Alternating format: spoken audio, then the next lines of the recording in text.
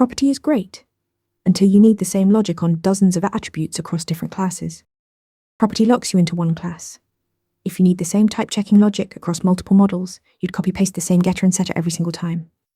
A custom descriptor breaks that pattern. Define it once as a class, attach it as a class-level attribute anywhere you need it, and every class gets the same validated behavior. Zero duplication, no drift.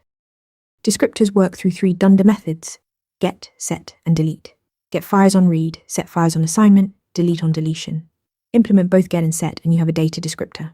It takes priority over the instance dictionary. Implement only get, and you have a non-data descriptor. The instance dict wins instead.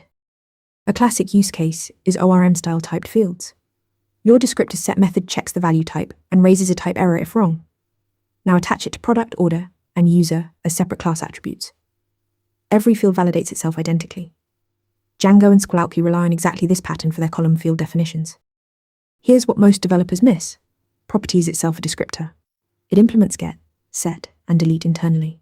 When you write out property, Python calls properties get method to wrap your function. You're not bypassing descriptors with property. You're using a built-in one.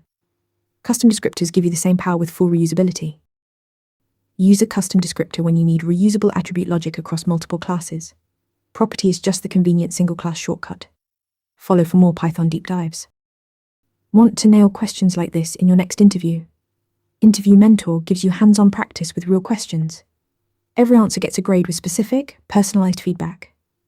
Track your progress across topics and difficulty levels.